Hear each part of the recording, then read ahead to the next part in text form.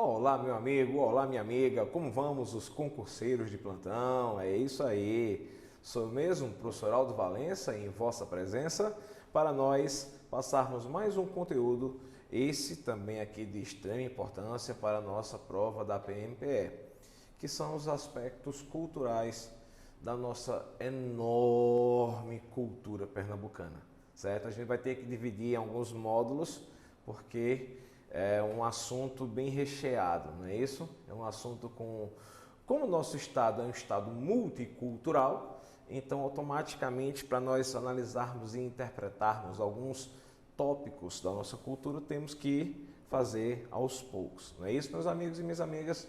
Então, vamos partir logo para uma apresentação clássica. Pernambuco é um estado que sofreu fortíssimas influências de vários grupos étnicos diferentes. Os que mais marcaram foram os negroides africanos, os negros, né, os índios nativos e os portugueses. Contudo, nós recebemos a influência holandesa, germânica, polonesa. Nós recebemos influência italiana, a influência do povo judeu, a influência judaica, tanto é que Recife tem a primeira sinagoga das Américas. Então, senhoritas e cavalheiros, o povo pernambucano é um povo multicultural, certo?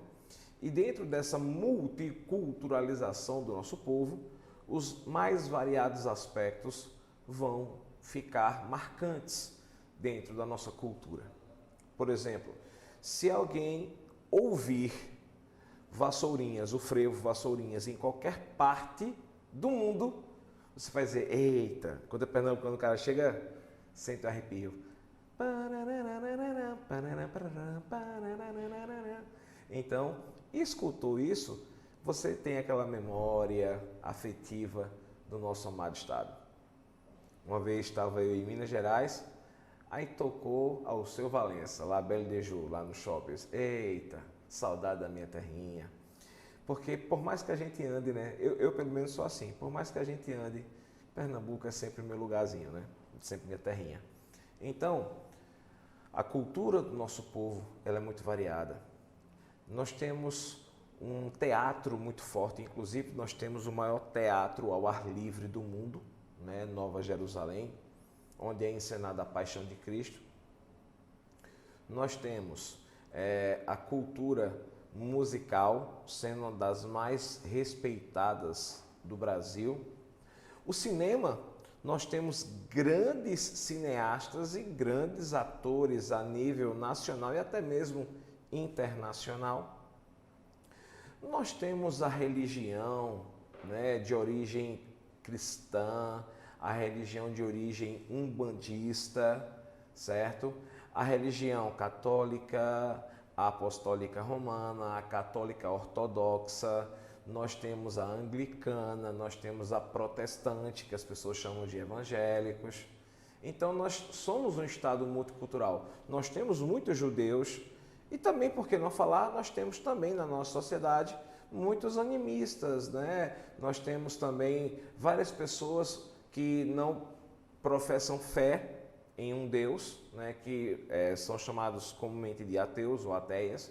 Então, nós somos um estado que, na nossa configuração cultural, até a nossa língua tem critérios diferenciados.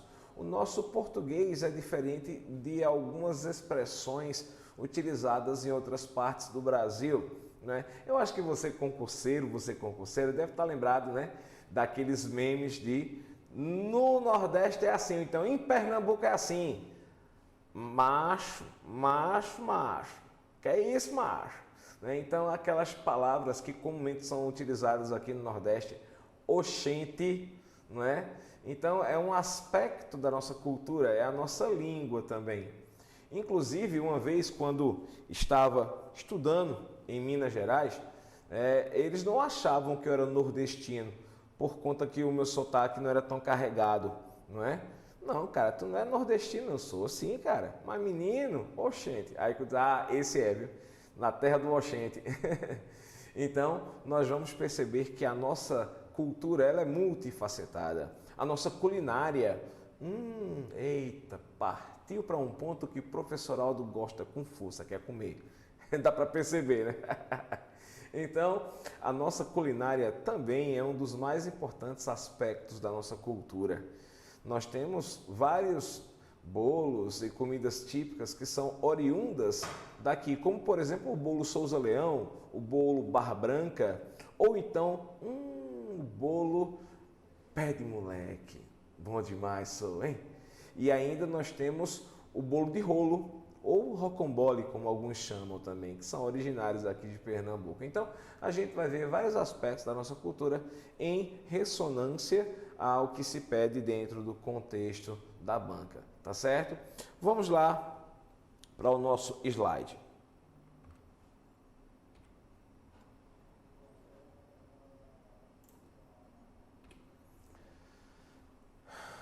A cultura de Pernambuco é uma das culturas mais ativas, ricas e diversificadas do Brasil, tendo sido uma das primeiras áreas efetivamente colonizadas por portugueses ainda no século XVI, que aí encontraram as populações nativas e foram acompanhados por africanos trazidos como escravos. Pernambuco tem uma cultura bastante particular e típica, apesar de extremamente variada. Sua base é luso-brasileira, com influências africanas, ameríndias, judaicas e holandesas. Aqui nós vamos ter, né, Olinda, que foi eleita a primeira capital brasileira da cultura, após concorrer com cidades como Salvador e João Pessoa. Assim, venhamos e convenhamos, eu não sei o que é que João Pessoa está fazendo aí não, entendeu? Porque a cultura paraibana é uma cultura muito expressiva, com certeza, mas João Pessoa não chega a ter um aspecto cultural para concorrer, por exemplo, com Rio de Janeiro, com Salvador, com Olinda ou Recife, né? Então, mas tudo bem, tá aí, mas nossa Olinda ganhou. Foi a primeira capital cultural do Brasil, foi a nossa querida Olinda, tá certo? Continuando. Paulo Freire é considerado um dos pensadores mais notáveis da história da pedagogia mundial. A pedagogia crítica foi fortemente influenciada pelos trabalhos deste intelectual. O mais aclamado educador crítico do mundo. Foi o brasileiro mais homenageado de todos os tempos. Ganhou 41 títulos de doutor honoris causa de universidades como Harvard, Cambridge e Oxford. Bom, vamos lá. Agora já estamos falando dos grandes nomes da nossa cultura, senhoritas e cavalheiros. Com certeza, assim, sem nenhum medo de errar, Paulo Freire é a maior expressão cultural já desenvolvida em Pernambuco como cultura educacional, como cultura voltada para a produção de novas culturas e do saber. Ele foi o educador mais aclamado do século XX. A obra freiriana, de uma educação crítica socioconstrutivista, ela foi assimilada por diversos países europeus, pelo Canadá, pela Austrália. Aí as pessoas me perguntam, Heraldo, se ele é tão bom assim, inclusive ele é o patrono da educação brasileira, Paulo Freire, se ele era tão bom assim, por que aqui no Brasil não foi adotada essa metodologia? Vejam, senhoritas e cavalheiros, vocês acham que os políticos brasileiros, esses que estão no poder, no Congresso, no Senado, na presidência, independentemente qual seja ou quaisquer que sejam os partidos, vocês acham que eles vão querer um povo crítico, consciente dos seus direitos e deveres, para que eles sejam cobrados? Não, senhoritas e cavalheiros. Uma população crítica é perigosíssima para governantes populistas, que é o que o Brasil tem na sua grande maioria. É aquele governante que é do povo, aos braços do povo. Na verdade, a educação ela é transformadora. Mas para que essa educação seja transformadora, ela tem que ser socioconstrutivista. Você tem que construir dentro de si próprio o conceito de educando, certo? De indivíduo que está sendo preparado para exercer a sua função social, mas cobrar das autoridades instituídas os seus deveres, certo? Que nos cabe ao seu direito. Então, eles têm deveres para comigo, que eu tenho direitos também. Eu tenho direitos e deveres. Agora, se eu deixar de pagar o meu imposto de renda, eu sou preso. Mas um político que desvia milhões e milhões, muitas vezes, ninguém sabe, ninguém viu, não tem prova. Às vezes tem um áudio mostrando numa reunião que o cara está fazendo pilantragem. Aí, não, mas isso não é prova, não. Eu acho o Brasil tão engraçado, sabe? Mas é assim mesmo, né?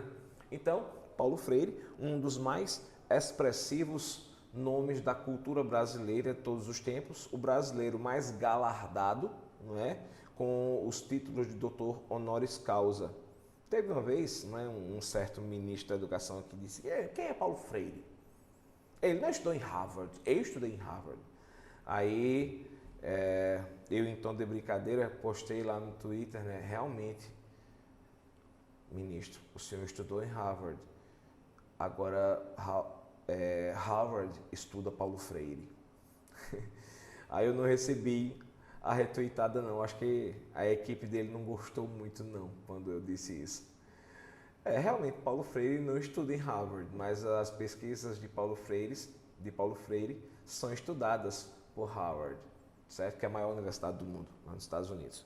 Mas vamos, que temos muitos outros pernambucanos aqui, grandes vultos da nossa cultura, para a gente saber, não é isso? Vamos embora? Gilberto Freire. Esse camarada aqui também foi fantástico. Um dos mais importantes sociólogos do século XX. Representa um marco na história do Brasil devido ao seu livro Casa Grande e Senzala, que demonstra a importância dos escravos para a formação do país e que brancos e negros são absolutamente iguais. Esse livro é um dos maiores clássicos da sociologia brasileira e também da sociologia mundial, certo? Para você ter ideia, senhoritas e cavalheiros, Gilberto Freire, ele é um dos nomes mais estudados nas universidades brasileiras e da América como um todo, por conta da sua obra de conscientização social da igualdade entre brancos e negros. Ele dizia que por debaixo da pele todos têm o mesmo tipo de sangue, todos são seres humanos. Então, era uma das premissas da obra de Paulo Freire, de Gilberto Freire, falei agora Paulo Freire, do educador Paulo Freire, agora Gilberto Freire, que muitos pensam que eles têm parentesco, não tem não. Tanto é que o Freire de um é com I e o outro é com Y, não é? Então não tem parentesco não. São ambos pernambucanos, mas não tem parentesco não. Continuando. João Cabral de Melo Neto, único escritor brasileiro a ser galardado com o prêmio Neustadt, tipo de Nobel americano, prêmio Nobel americano. Era especulado como forte candidato ao prêmio Nobel de literatura quando de sua morte. Às vezes tem coisas que não são para acontecer, não é? Veja só. João Cabral de Melo Neto, aliás, o Brasil até hoje não tem um prêmio Nobel em nenhuma área. Não tem. A Argentina tem, o Chile tem, né? O Equador tem, né? Mas o Brasil não tem. Então, o que é que vai acontecer? João Cabral de Melo Neto, quando ele ganhou o prêmio Neustadt, ele estava, assim, era babada para que ele ganhasse o Nobel de literatura. Só que ele morreu 6 meses antes do prêmio. E o prêmio, ele não é dado in memoriam post-mortem, ou seja, ele é dado em vida, tá certo? Porque tem um prêmio simbólico e também tem um prêmio em dinheiro, certo? Que a Academia Sueca fornece o prêmio Nobel. Mas vamos batalhar, quem sabe um dia chegamos lá, não é? Ao ganharmos um prêmio Nobel em alguma das áreas das ciências avançadas e aplicadas. Nós temos pernambucanos que alcançaram grande destaque nas ciências exatas e biológicas, como Mário Schemberg, considerado o físico teórico mais importante do Brasil, instaurou os primeiros cursos de computação da USP. Leopoldo Netbin, considerado o mais importante matemático brasileiro, foi cofundador do INPA e da CBPF. E Corrêa Picanso fundou a primeira escola de medicina do Brasil lá no Rio de Janeiro.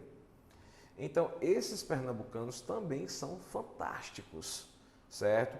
Principalmente, né, Mário Schemberg.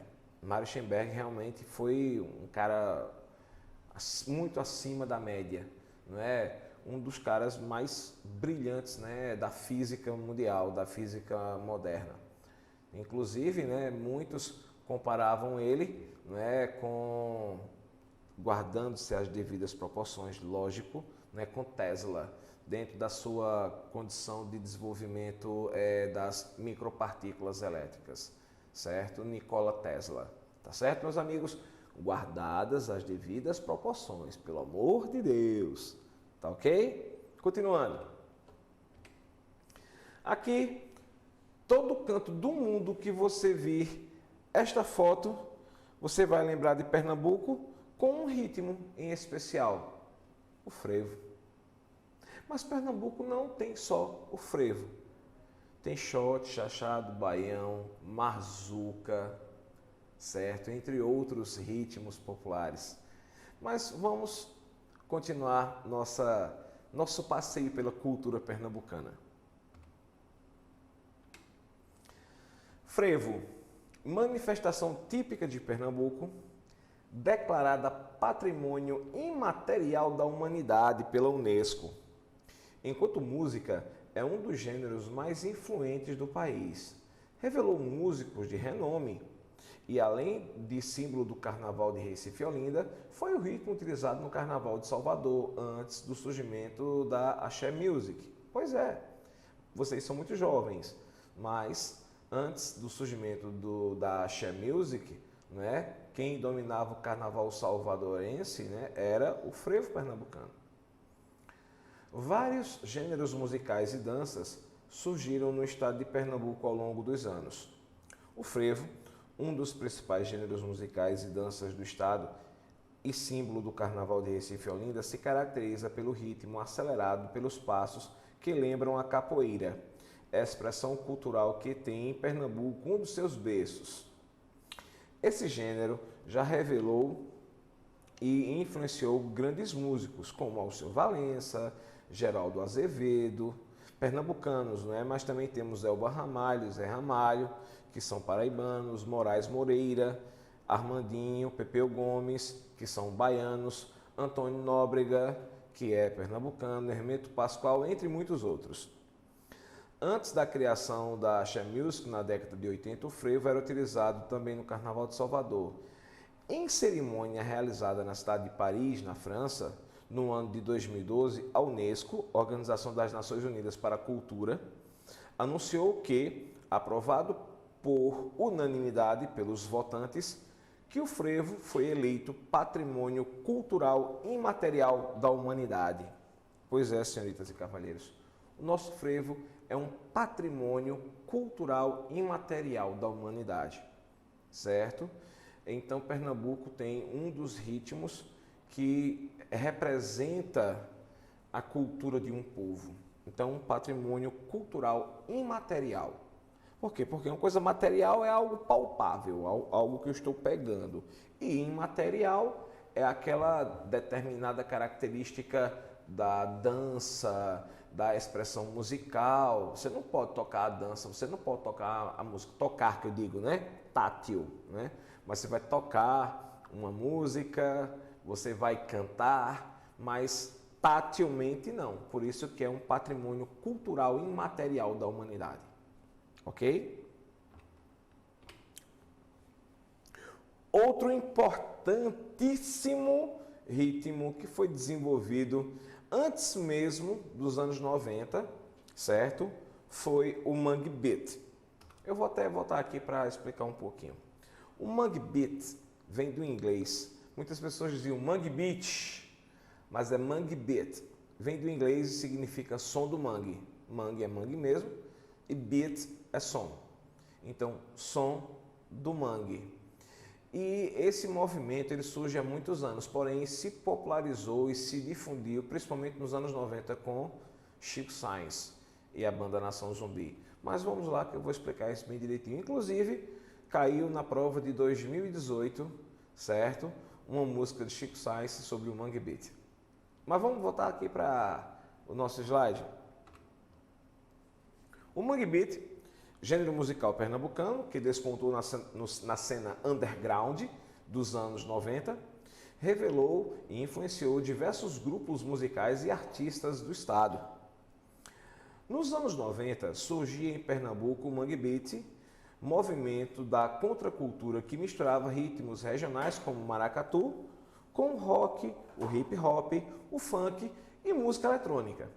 O movimento tem como principais críticas o abandono econômico-social do mangue, a desigualdade de Recife, não apenas desta, segundo apenas um reflexo do descaso do Estado fora do eixo Rio-São Paulo.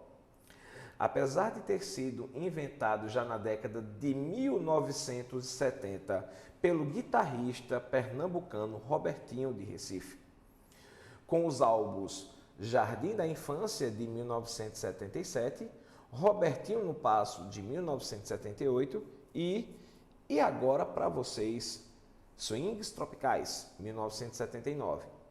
Tem como ícone o músico Chico Science, ex-vocalista já falecido da banda Chico Science Nação Zumbi, idealizador do rótulo Mangue e principal divulgador das ideias, ritmos e contestações do Mangue Beat.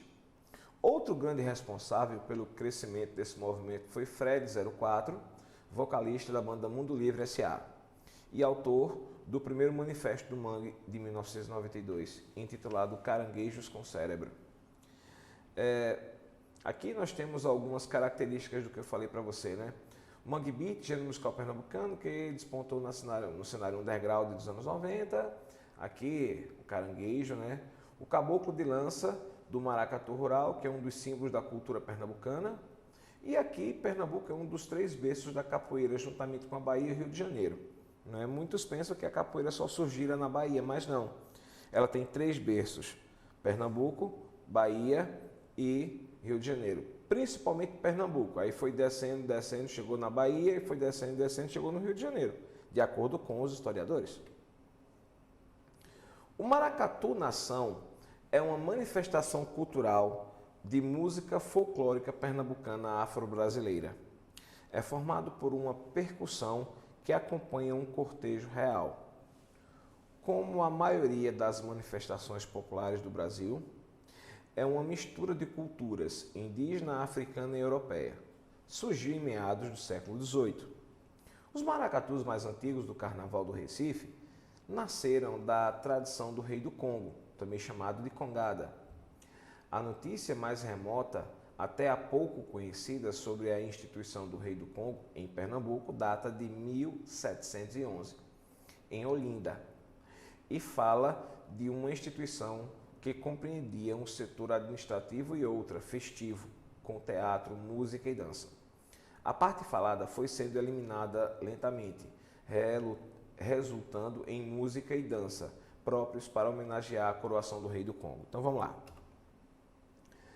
A congada ou maracatu, ele nasce aqui em Pernambuco, mas era uma manifestação cultural africana, onde se colocava o rei e a rainha do Congo em um carro que era suspenso pelos seus súditos, colocava no ombro, como aqueles filmes antigos do Egito, né? Colocava no ombro e era feito um cortejo, onde se fazia a apresentação teatral, se dançava e se tocava música. Com o decorrer do tempo, a apresentação teatral foi retirada e hoje, no Maracatu Nação, nós só vamos ter basicamente a dança e a música. Na verdade, a música não falada, somente a música instrumental. Então, essa é uma das mais importantes características da nossa cultura, é o maracatu nação, que também é chamado maracatu nação Pernambuco. Tá ok? Continuando.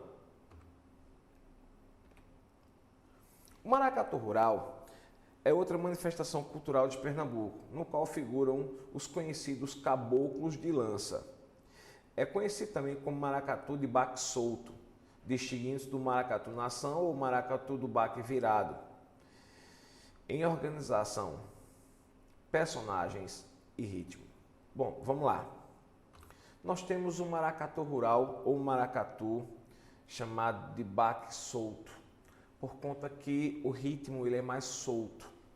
Já o maracatu urbano ou maracatu de baque virado, também chamado maracatu nação, ele tem um ritmo mais acelerado. Geralmente é o maracatu que nós comumente vemos nas expressões do carnaval pernambucano, certo? O maracatu de baque virado, certo? O maracatu nação, que é o maracatu mais ritmado, com um ritmo mais acelerado, ok? O maracatu rural mais antigo é o Combinda Brasileira. O grupo foi fundado em 1898 e a sede permanece no mesmo lugar, no engenho do Cumbé, Nazaré da Mata, zona da Mata de Pernambuco. O maracatu rural significa para seus integrantes algo a mais que uma brincadeira. É uma herança secular, motivo de muito orgulho e admiração. É formado por pessoas simples, principalmente por trabalhadores rurais, que com as mesmas mãos que cortam cana, lavram a terra e carregam peso, bordam golas de caboclo, cortam fantasias, enfeitam gaiadas, relhos e chapéus, dedicando-se ao bem mais valioso que possuem, a cultura. O cortejo do maracatu rural diferencia-se dos outros maracatus por suas características musicais próprias e pela essência de sua origem refletida no sincretismo de seus personagens. Sincretismo quer dizer a fusão, a junção. Na orquestra é formado por instrumentos de percussão e sopro, transmitindo sonoras simbologias. Uma apresentação deste se constitui em um ritual magnífico. É todo um conjunto espetacular de criatividade e beleza, que formam uma representação simbólica notável, deixando todos encantados. Muitas pessoas dizem, esses caras batendo, bli, bli, bli, bli, bli, bli, isso pouco me interessa. Mas quando você vê um turista vindo para cá, né, você vê o quão eles dão importância à nossa cultura. Infelizmente tem um famoso ditado, né, santo de casa não obra milagres. Eu fico muito chateado com isso. Inclusive em um dos meus livros, né, eu também sou escritor, eu critiquei bastante, né, as pessoas aqui de Caruaru ao irem somente no Alto do Moura, que é o mais importante centro de artes figurativas da América Latina, só no período junino. E muitas vezes vão mais pela bagunça, mais para poder beberem, para poder curtirem o São João, que também é muito bom, né, do que propriamente para analisar, apreciar a cultura. Né? Toda vez que eu entro em uma turma para falar sobre cultura pernambucana, eu faço uma pergunta. Quem tem aqui, quem é daqui de Caruaru e quem tem aqui produtos de barro feitos no Alto do Moura? Numa sala de 80 a 100 alunos do cursinho daqui, do nosso querido CEPEM, uns 6 a 8 no máximo levantam o braço, junto comigo, lógico. Né? Então, para você ver que as pessoas não valorizam tanto a nossa cultura. E infelizmente, lá de fora, ou felizmente, né, pelo menos isso, né, lá de fora, eles dão tanto valor à nossa cultura. Né? É um aspecto a ser ressaltado, essa falta de bairrismo do pernambucano em relação à sua cultura, que é bem diferente do baiano. O baiano tem um bairrismo gigantesco com a cultura deles. Eles defendem, bairrismo quer dizer defender a sua cultura, defender os seus traços culturais, isso é bairrismo. E o baiano faz isso muito bem. Pena que nós pernambucanos muitas vezes não o fazemos, não é isso? Mas vamos dar continuidade aqui ao slide. O pernambucano Luiz Lua Gonzaga, eita, e Lampião são figuras antológicas do sertão nordestino. O primeiro, conhecido como Rei do Baião, foi um dos artistas mais influentes da música brasileira. E o segundo, conhecido como Rei do Cangaço, difundiu uma das principais danças típicas sertanejas, o chachado. Vejam só, algumas pessoas afirmam Lampião ser o pai do chachado. Não, ele foi o grande difusor. Ele desenvolveu, né, nas suas andanças, né, com os seus capatazes, a questão do chachado. Para se divertirem, tomavam uma pinga, escutavam uma vitrolinha e ficavam lá dançando chachado, certo? Dizem alguns historiadores que tinham até pessoas que tocavam sanfona e triângulo, né, no bando de Lampião. Então, quando a gente vai afirmar que o cangaço foi um difusor do chachado, é toda razão, mas que Lampião foi quem criou, não. Tá errado isso. Tá ok, meu amigo? Tá ok, minha amiga? Já Gonzagão, não. Gonzagão, ele criou, não é? Aí sim, esse é o famoso Rei do Baião, né? O baião consiste em um ritmo, né, do forró caracterizado pela presença da sanfona, da zabumba e do triângulo, também chamado do famoso trio pé de serra, porque geralmente eles tocavam nos sopés de serras nas festas juninas. Por isso que era chamado de trio pé de serra, onde nós vamos ter Gonzagão, o Rei do Baião. Tá ok, meu amigo, minha amiga? Continuando. O baião teve como precursor o pernambucano Luiz Gonzaga. O ritmo, ao lado de outros como xote, chachado e coco, faz parte do chamado forró. Vários artistas deram continuidade ao legado de Luiz Gonzaga, como é o caso de Dominguinhos, também já falecido, entre muitos outros. O baião é uma dança muito popular no interior do Nordeste brasileiro e denomina também o gênero de música tocada nas festas e um pequeno trecho musical executado pelos cantadores de viola nos intervalos dos improvisos de uma cantoria. O conjunto típico exigido pelo baião, baile e música, inclui sanfona, triângulo e zabumba, como eu disse anteriormente. Já o chachado é uma das principais danças típicas do sertão agreste pernambucano. Exclusivamente masculina, originária no sertão de Pernambuco e, segundo Luiz da Câmara Cascudo, Dicionário do Folclore Brasileiro, divulgada até regiões da Bahia pelo cangaceiro Lampião e pelos seus integrantes do seu bando. Segundo o poeta Jaime Gris, Lampião não foi o inventor da dança, que já era conhecida no sertão e agreste pernambucanos desde 1922, mas apenas seu divulgador ou difusor. A dança é um rápido e deslizado sapateado. Originalmente, não tinha acompanhamento instrumental. Os dançarinos apenas repetiam em uníssono a quadra e o refrão. No caso dos cangaceiros, justificava-se a ausência da figura feminina, porque o rifle era a dama, entre aspas. Posteriormente, o chachado ganhou acompanhamento musical, zabumba, pífano, triângulo, sanfona e passou a aceitar a participação de mulheres.